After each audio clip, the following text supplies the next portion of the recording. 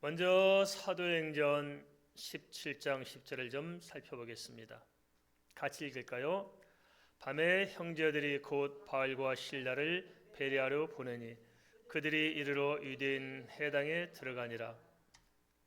바울과 실라는 유대인들의 핍박을 피해 데살로니가에서 형제들의 도움을 받아 베레아로 도피했습니다.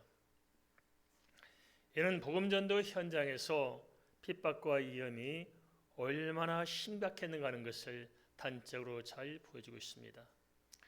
그로 인해 진득히 한 곳에 머물지 못하고 복음의 씨만 뿌리고선 금세 바울은 떠돌아다녀야 했습니다. 물론 성령님께서는 항상 함께 하시고 또 모든 것을 합력하여 구원의 섭리를 펼치셨습니다. 하지만 역설적으로 보면 성령님께서는 이러한 핍박을 통해서 선교의 여정을 이렇게 이끌어 가신 것을 우리가 알 수가 있습니다. 어쨌든 한 영혼이 구원에 이르기까지는 얼마나 많은 고통과 시련이 따랐는지 충분히 짐작할 수 있습니다. 고린도후서 11장 24절에서 27절에 바울 사도는 자신의 선교 여정을 이렇게 기록하고 있습니다. 유대인들에게 40에서 하나 감한매를 5번이나 맞았으며, 몇 번 맞았다고요?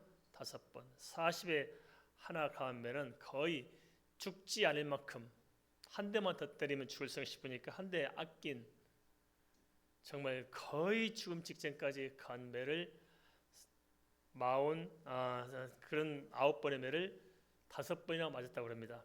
어떻습니까? 우리는 49번 한 대씩 한 번 맞고 예수 믿고 구원받기를 한다면 믿을 사람 있어요? 나는 49번 맞는 39번 마흔에 하나 가면 매를 한 번 맞더라도 복음 전하겠다는 사람 손 한번 들어보세요. 있어요? 우리 귀찮아서 안 하잖아요. 귀찮아서 자존심 상해서 못하고 그렇게 했다는 것입니다. 그러면 3번 태장으로 맞고, 태장이 뭔지 아시죠? 엎드려 놓고 몽둥이 치는 걸 3번 맞았대요.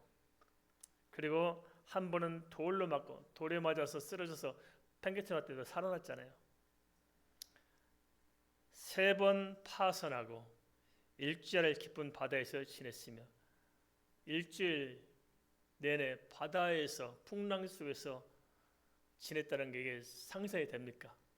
끔찍한 일이잖아요. 그 공포와 파도의 그 위험, 정말 지하로 일주일 동안 바다에서 사투를 벌였다는 게 이게 상상이 됩니까?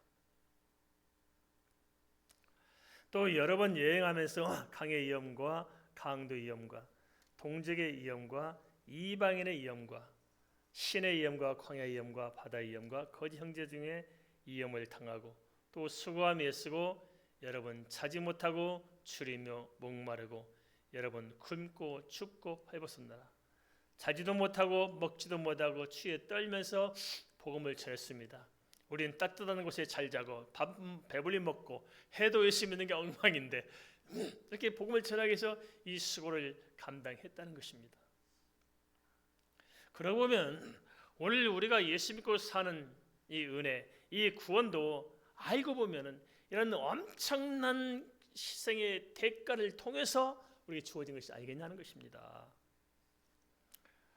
우리는 거저 받았지만 알고 보면 예수님의 핏값이고 순교자들의 핏값으로 우리가 영원히 살게 된 것이 아니겠습니까? 그러기에 고린도후서 6장 1절에서는 이렇게 당부하고 있습니다. 우리가 하나님과 함께 일한 자로서 너희를 구원하노니 하나님의 은혜를 어떻게 하라고요? 헛되이 받지 말라. 은혜를 헛되이 받지 말라는 것입니다. 오늘 우리는 정말 은혜의 가치를 알고 있을까요? 내가 받은 예수 믿고 살아가는 것, 이 은혜가 지금 무엇인지 정확히 알고 있느냐는 것입니다. 실감하십니까? 느껴집니까? 주님의 은혜를 우리가 좀 깊이 제대로 안다면은 모든 세상사 근심, 걱정, 염려, 불안, 초조, 두려움조차도 충분히 덮고도 남을 수 있을 것입니다. 영원히 사는 것, 정말 죽음도 없고 애통함도 없는 곳에서 영원히 산다. 그것이 우리에게 확실히 보장되어 있다. 인생은 짧지만 잠시잠깐 지나갈지 모르지만 그러나 우리에게는 영원한 주님 나라가 기다리고 있다. 이 사실 하나만 우리가 정확하게 깨달아 알고 우리 가슴으로 느낄 수만 있다면은 우리가 아직까지 이 세상에 좀 손해보고 조금 불편하고 조금 자존심 상한 게 머리 대수를 게 있겠습니까? 우리는 그러한 은혜를 받았거든요. 실제로 그 엄청난 은혜를 우리가 받았는데 문제가 뭐냐? 우리가 그걸 실감하지 못하고 그 사실을 우리가 인정하지 못하고 있다는 것입니다. 의심하잖아요.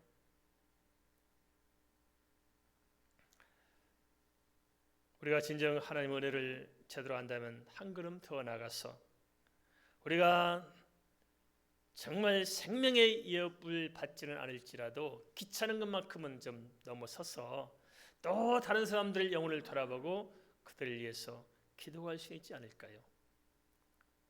예수 믿고 산다고는 하지만 먼저 믿는 우리조차도 어쩌면 복음의 깊이를 제대로 실감하지 못하는 것은 아닌지 모르겠습니다. 그러기에 결과적으로 영적인 역동성을 잃고 살게 되는 것이 아닐까요? 우리는 어떻게 살고 있습니까? 정말 예수 그리스도를 믿는 것 때문에 내가 내 속에서 기쁨이 있고 예수 믿는 것 때문에 내가 무슨 일을 당하든지 다시 한번 소망을 갖게 되고 예수 믿는 것 때문에 내가 무슨 어려움을 당하더라도 이길 수 있는 힘과 능력과 지혜가 지금 샘솟고 있느냐 하는 것입니다. 어떻게 해야 우리가 이 예수 그리스도의 복음의 가치를 깨닫고 이 은혜 안에서 우리가 주님과 더불어 살아갈 수 있는 것일까요? 사도행전 17장 11절을 함께 읽겠습니다. 베레아에 있는 사람들은 데살로니가에 있는 사람들보다 더 너그러워서 간절한 마음으로 말씀을 받고 이것이 그런가요? 날마다 성경을 상고함으로 베레아 사람들은 데살로니가 사람들과 달리 간절한 마음으로 말씀을 받고 또 그 말씀을 날마다 상고했다고 알려지고 있습니다. 우리는 정말 말씀을 날마다 상고하고 있습니까? 여기서 상고하다는 말은 헬라어로 아나크리노라는 말로 자세히 살피다라는 그런 의미를 가지고 있습니다. 말하자면 베레아 사람들은 데살로니가 사람들과는 달리 이 복음의 말씀을 듣고 그 말씀을 이해하고자 그 말씀을 매일처럼 상고하면서 그 말씀 앞으로 가까이 다가섰다는 것입니다. 이 말씀 앞에서 이 접근하는 마음, 이 중심 자세가 달랐던 것입니다. 사도행전 17장 12절은 그러한 결과를 이렇게 기록하고 있습니다. 사도행전 17장 12절 함께 읽습니다. 그 중에 믿는 사람이 많고 또 헬라의 기부인과 남자가 적지 아니하나 베레아에서는 헬라인이건 유대인이건 믿고 돌아온 사람들이 많았습니다. 당시 데살로니가는 인구가 대략 5만 명에서 10만 명 정도로 추정되고 있고 베레아는 1만에서 2만 명 정도로 추정하고 있습니다. 그럼에도 구원받는 숫자는 베레아 사람들이 훨씬 많았음을 짐작할 수가 있습니다. 그러면 그 이유는 무엇일까요? 도대체 어떻게 해서 그들은 그렇게 예수 그리스도를 제대로 만날 수 있었느냐는 것입니다. 그것은 베레아 사람들은 간절한 마음으로 말씀을 받고 그 말씀을 날마다 상고하며 그 말씀 앞으로 점점점 다가섰기 때문입니다. 이런 점을 보면 베레아 사람들이 은혜를 덧입게 된 이유가 무엇인가 하는 것이 명확해집니다. 은혜의 방편은 무엇일까요? 거기에 대해서 잠언 8장 17절은 다시 이렇게 말씀하고 있습니다. 나를 사랑한 자들이 나의 사랑을 입으며 나를 간절히 찾는 자가 나를 만날 것이라. 믿습니까? 하나님을 사랑하고 간절히 찾는 자가 하나님을 만나게 되어 있다는 것입니다. 베레아 사람들이 큰 은혜를 입게 된 것은 바로 이처럼 진리를 향해서 진정성 있게 다가선 것입니다. 시편 107편 9절에서도 이렇게 말씀하고 있습니다. 그가 사모하는 영혼에게 만족을 주시며 줄인 영혼에게 좋은 것으로 채워주심이로다. 모든 은혜는 하나님의 절대적인 주권에 있습니다. 예외 없이 하나님의 주권이 있다는 거예요. 그건 우리가 의심할 여지가 없습니다. 그렇지만 잘 알아야 됩니다. 그게 뭐냐? 하나님께서 그럼 어떻게 주권을 어떤 방편으로 행사하느냐는 것을 알아야 됩니다. 그 뭐냐? 하나님께서 모든 은혜의 주권을 가지고 계시지만은 그 주권을 실현하는 방도는 다른 데 있는 것이 아니고 우리 사람에게 맡겨서 선택하도록 했다는 것입니다. 다시 말하면 하나님께서 은혜를 베푸신 방편은 간절히 하나님을 찾고 은혜 받고자 매달린 사람에게 하나님께서 은혜를 주시기로 주권적으로 결정했다는 것입니다. 한데 안타까운 것은 은혜를 모르고 오히려 복음을 대적하며 사는 사람들이 있다는 것입니다. 사도행전 17장 13절을 함께 살펴보겠습니다. 데살로니가에 있는 유대인들은 바울이 하나님의 말씀을 베레아에서도 전하는 줄을 알고 거기서도 가서 무리를 움직여 소동하게 하거늘 베레아까지 쫓아온 이 데살로니가 유대인들은 어쩌다 이렇게 처참하게 망가진 것일까요? 참 잘못하면 그렇습니다. 오히려 신앙생활을 한다는 기독교인들이 자칫하면 더 망가진 사람도 있잖아요. 그죠? 참 희한합니다. 불신자들보다도 오히려 잘못하면 예수 믿는 사람들이 더 고상하게 망가질 수 있습니다.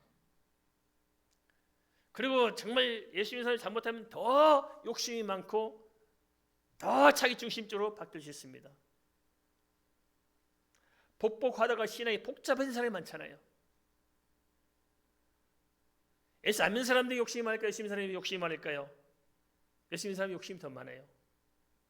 예수 안 믿는 사람은 돈 많고 잘나고 똑똑하고 멋있는 사이 주세요 하는데 우리는 그렇게 하고 한 가지 덧붙여요. 믿음도 좋고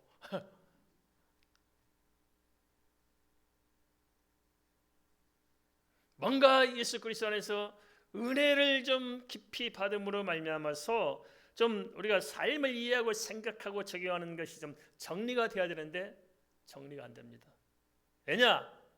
은혜 받은 바가 없고 은혜가 무엇인지도 모르고 그냥 그렇게 살아가기 때문에 오히려 더 망가진 채로 살 수 있다는 것입니다.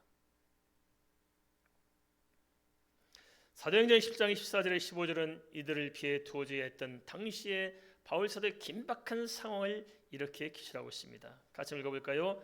형제들이 곧 바울을 내보내어 바다까지 가게 하되 실라와 디모데는 아직 거기 머물더라.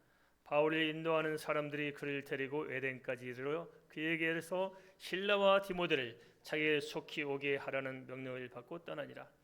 뭘 정리하거나 뭘 기뜸할 그런 여력조차 없이 그냥 다급하게 떠나야 했습니다.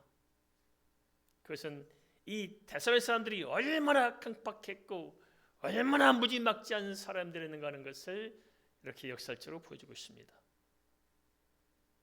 하나님 믿는 사람들이 하나님의 이름으로 사람을 죽이고자 이렇게 혈안이 되었던 것입니다.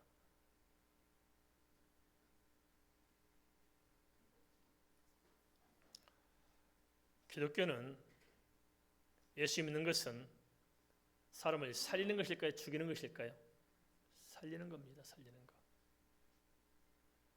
그런데 하나님의 이름으로 예수 그리스도도 십자가에 못 박아 죽이고 분명히 십자가에서 부활하시고 승천하셨음을 알면서도 그것을 전하는 사람을 또 죽이고자 하는 것. 다른 신의 이름이나 다른 이름이 아니고 하나님의 이름으로 그런다는 자체가 참 역설적이잖아요. 그렇죠? 뭔가 모순이 있지 않습니까? 그런데 실제 보면 크리스찬 공동체가 이렇게 모순 속에 허우적거리는 경우가 얼마나 많습니까? 갈라디아서 1장 14절에 비춰보면 사건의 본질은 베레아까지 쫓아왔던 유대인들은 하나님이 아니라 그저 조상의 전통에 열심했을 뿐이라는 것입니다. 그러한 실상에 대해서 로마서 10장 12절은 이렇게 말씀하고 있습니다. 내가 증언하노니 그들이 하나님께 열심히 있으나 올바른 지식을 따른 것이 아니니라. 말하자면 하나님을 이해하는 것처럼 보였지만 실상은 진리에는 관심이 없었고 하나님조차도 의식하지 않았다는 것입니다. 오로지 하나님의 이름으로 포장된 유대교라는 종교적 기득권만을 추구한 것이었습니다. 이런 시행착오에서 빠져나오기 위해서는 종교적인 틀에서만 머물지 말고 정말 하나님께서 주신 그 생명의 말씀, 계시의 말씀을 우리가 붙들어야 할 줄 믿습니다. 말씀을 붙들어야 삽니다. 갈수록 정보가 많아지고 갈수록 관심의 폭이 넓어지다 보니까 희한하게 말씀을 놓쳐갑니다. 우리가 계시의 말씀을 붙들지 못하면 또 그 안에서 은혜가 무엇인지를 발견하지 못하면 우리가 크리스찬 이름은 가졌을지 모르지만 천국에는 어느 쪽으로든지 영적으로 망가질 수밖에 없을 것입니다. 혹시라도 이러한 전철을 밟고 있는 것은 아닐까요? 로마서 10장 3절은 그 영적인 분별의 기준을 이렇게 제시하고 있습니다. 하나님의 의를 모르고 자기 의를 세우려고 힘써 하나님의 의에 복종하지 아니하였노라. 열심이 없는 지식은 무기력하고 지식이 빠진 열심은 굉장히 위험합니다.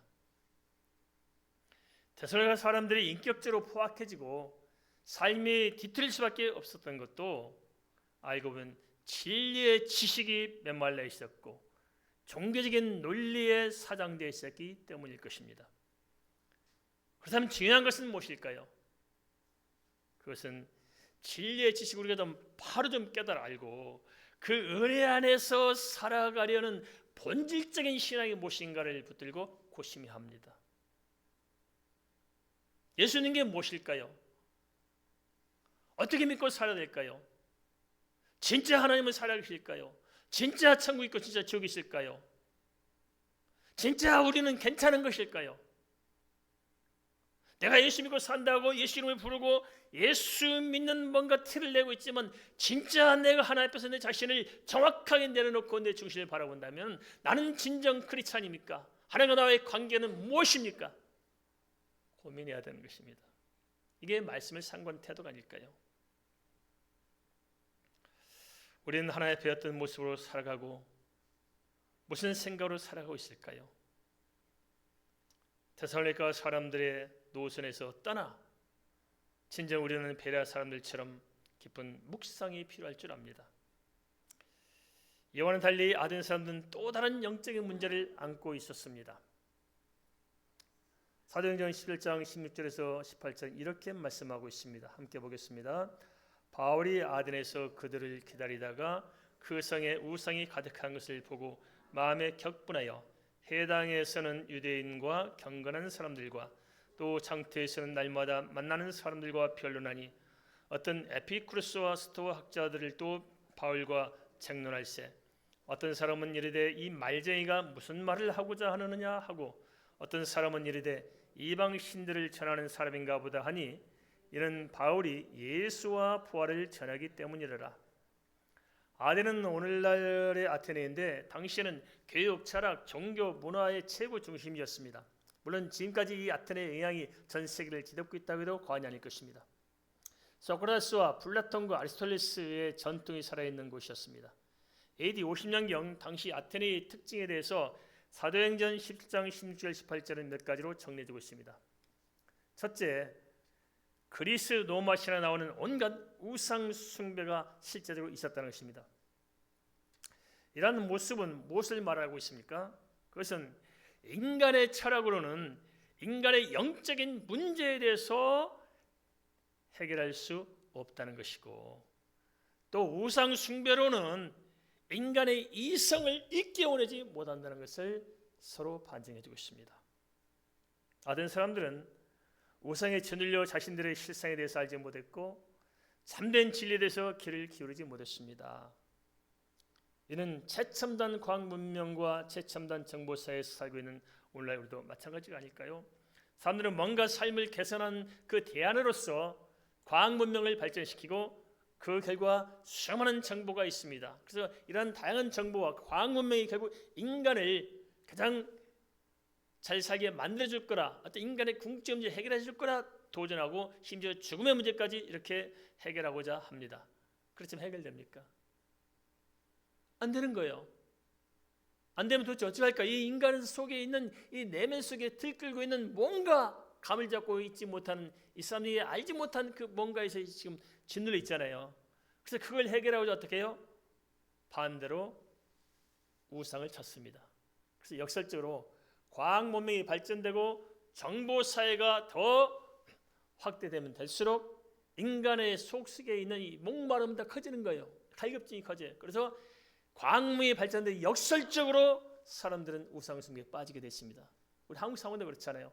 이 사회에 정말 요즘처럼 우상 숭배가 많은 곳이 어디입니까? 이제는 뭐 아주 대놓고 우상 숭배하잖아요. 얼마나 우상 숭배한 사람이 많았으면 대통령 출마하면 손에다가 왕자 저거 쫙 보이지 않습니까? 나는 그 왕자파야. 찍어 이거 아니겠어요? 우상 숭배한 사람 거기 막 은혜 받고 막 맞아 우리 편이하고 다 달라붙은 거 아니겠습니까? 이게 우리 한국 사회 지금 우상에 얼마나 짓눌렸는지 한편은 우상, 한편은 이단, 한편은 또 자유주의 신학 정신 못 차리는 것이 왜 그럴까요? 인간이 궁극적으로 뭔가를 해결하지 못하니까 자기들 방식대로 몸부림친 결과 아니겠습니까?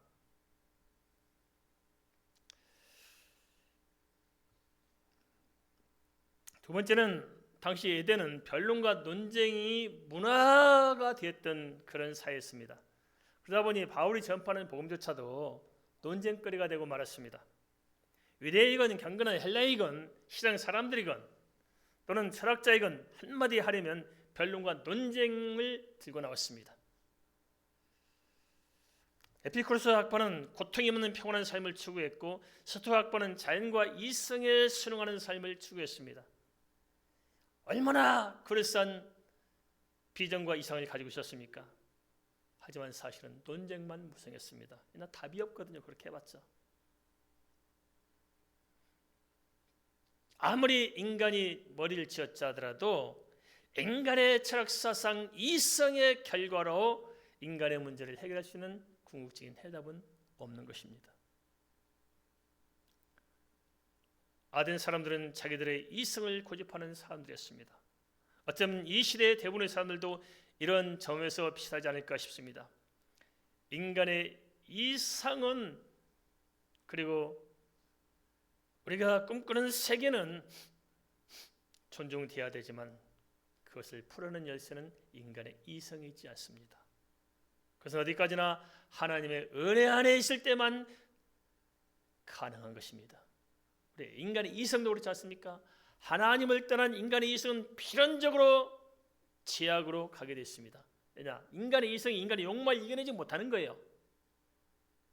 그래서 많이 배울수록 우리가 도덕적으로 인류를 똑바로 살기 쉽지만은 사실 큰 도둑놈들은 먹물 좀 먹었다는 사람들 아니겠습니까? 보세요. 가난한 버스 기사하는 생에 800원인가 먹었다고 크게 직장 잘리고 재판받고.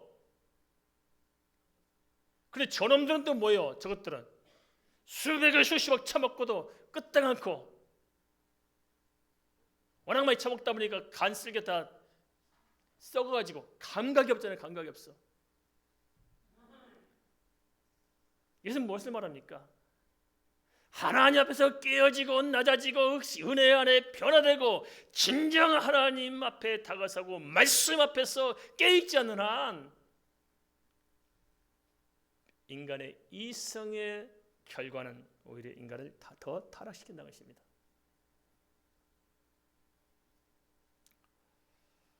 그러면 은혜를 입기 위한 방편은 무엇일까요? 먼저 사도행전 17장 19절 20절을 살펴보겠습니다. 같이 읽을까요? 그를 붙들어 아레오박으로 가며 말하기를 내가 말한 이 새로운 가르침이 무엇인지 우리가 알 수 있겠느냐? 내가 어떤 이상한 것을 우리 귀에 들려주니 그 무슨 뜻인지 알고자 하노라 하니. 사람들은 바울을 아레오바구로 데리고 갔습니다. 아레오바구는 법정의 역할도 했지만 철학과 사상을 토의하고 공론한 장이었습니다. 이게 광장에 모여서 이렇게 논의하고 토의하고 공론하는 장. 당시에는 뭐 신문도 없었고 방송 없지 않겠습니까? 그래서 언론의 역할도 했고 여러 가지 또 학문을 발전시킨 토대도 되었고 여기서 또 민주적인 어떤 논란을 통해서 또 논쟁을 통해서 또 새로운 제도도 탄생했고 그런 거 아니겠습니까? 당시 아덴 사람들이 바울을 아레오바구로 데리고 간 목적이 무엇이었을까요? 표면적으로는 바울이 하는 말 좀 듣고 싶어서 데리고 갔다고 기록하고 있습니다. 표면적으로 보자면 아덴 사람들이 드디어 바울에게 관심을 가지고 복음을 듣기 원한 것으로 보입니다. 그렇지만 사실은 그런 것과는 거리가 멀었습니다. 이어서 사도행전 10장 21절을 좀 같이 읽겠습니다. 모든 아덴 사람과 거기서 나그네된 외국인들이 가장 새로운 것을 말하고 듣는 것 위에는 달리 시간을 쓰지 않음이더라. 사도행전 11장 21절은 왜 아덴에서는 선교의 열매가 적었는가 하는 것을 잘 보여주고 있습니다. 아덴 사람이 바울을 아레오바구로 데려간 것은 진리를 아는 지식을 얻고자 한 것이 아니었습니다. 그럼 뭐냐? 그것은 단순히 자신들의 어떤 지적인 궁금증, 어떤 지적인 향락을 누리고자 했다는 것입니다. 말하자면 진리를 듣고 그 진리가 무엇인가를 좀 알고 싶어 했던 것이 아니라 그냥 심심하고 시간은 많고 할 짓은 없고 하니까 그냥 새로운 것을 이야기하니까 좀 들으면서 좀 재미삼아 시간을 보내겠다는 것입니다. 그런데요, 가만 보면 오늘날 우리도 이런 것이 아닐까요? 어떤 분은 그렇게 말씀하세요. 목사님 참 은혜 많이 받았습니다. 가면 되물어보고 싶어요. 뭘 은혜 받았는데요? 그럼 대부분 그런 것 같아요. 글쎄요, 그런 거예요. 글쎄요. 왜 그럴까요? 그래서 뭐냐, 진짜 은혜가 무엇인지도 모를 뿐만 아니고 진짜 은혜를 갈구한 것도 없고 그냥 어때 내가 생각했던 것이 조금 공감이 있다 하는 정도. 말하자면 내가 듣기에 내 귀로서 받은 은혜가 있었지만은 내 심령의 은혜가 없는 것입니다. 그래서 어떤 의미에서는 교회는 통곡소리가 들려야 되고 교회는 웃음소리가 들려야 됩니다. 극단적이지만 그게 맞습니다. 진짜 은혜 받으면 통곡이 터져 나올 수 있는 것이고 진짜 은혜 받으면 웃고 떠들고 뒹굴 정도 돼야 됩니다. 그게 은혜 받은 거 아닐까요? 하나님의 말씀 앞에 내 죄성을 발견하고 정말 피눈물을 흘려내는 그 회개, 그리고 하나님 안에서 내가 예수 그리스도로 말미암아 진짜 죄사함 받고 구원받았다는 사실들을 확실히 믿을 때 그 터져나온 폭발감, 그 에너지, 그 열정, 그게 우리에겐 있을까요? 그러지 못하기 때문에 하나님을 믿는 사람들이 하나님을 부끄럽게 하고 예수 그리스도를 믿는 사람들이 복음을 부끄러워 여기지 않을까요? 가만히 생각해 보면 오늘날도 비슷한 경우가 없지 않은 것 같습니다. 우리가 하나님의 말씀을 듣는다는 것은 무엇일까요? 그리고 하나님의 말씀 앞에 우리는 어떻게 서야 하는 것일까요? 이 문제에 대해서는 말씀을 전한 자나 듣는 자가 함께 깊이 고심해 봐야 하지 않을까 싶습니다. 마태복음 15장 8절에서 주님께서는 이렇게 통탄하고 계십니다. 이 백성이 입술로는 나를 공경하되 뭐가 멀다고요? 마음이 멀고요. 마음은 내게서 멀도다. 말하자면 마음속에서는 하나님에 대한 진정성 있는 관심 자체가 없었다는 것입니다. 하나님의 말씀을 듣는 것이나 하나님 말씀 앞에 서는 태도나 진정성이 없이 그저 종교적으로 휘둘리고 있었다는 것입니다. 데살로니가 사람들이나 아덴 사람들의 감춰진 공통된 영적인 문제는 무엇이었을까요? 로마서 10장 3절은 이렇게 조명해주고 있습니다. 하나님의 의를 모르고 자기 의를 세우려고 힘써 하나님 의에 복종하지 아니하였나이다. 참 역설적이잖아요. 이러한 영적 성향은 시공을 넘어서서 오늘날 우리의 실상은 아닌지 모르겠습니다. 그렇다면 오늘 이 시대를 사는 우리가 참된 진리의 음성을 듣고 진리와 더불어 살아가는 자리에 서려면 어찌해야 하는 것일까요? 그것은 데살로니가 사람들과 같은 자기 욕심과 편견에서 나오는 그런 그릇된 열정도 좀 버리고 아덴 사람들과 같은 인본주의적인 지성과 영적인 무지에서부터 좀 우리가 벗어나야 하지 않을까요? 그래야 베레아 사람들과 같이 예수 그리스도를 구하며 참된 진리의 은혜를 구하면서 또한 그 안에서 살아오자 몸부림치는 그런 진정성 있는 열정부터 좀 회복해야 하지 않겠냐는 것입니다. 궁극적으로 은혜를 깊이 깨닫고 그 은혜를 누리도록 데살로니가 사람들의 길에서도 좀 벗어나야겠고 또한 아덴 사람들의 길에서도 벗어나서 이 베레아 사람들처럼 그 말씀을 간절함으로 받고 그 말씀을 날마다 상고하는 그 자리로 우리가 좀 나아갈 수 있기를 주의 이름으로 축원을 드립니다. 우리 말씀 생각하면서 함께 기도하겠습니다.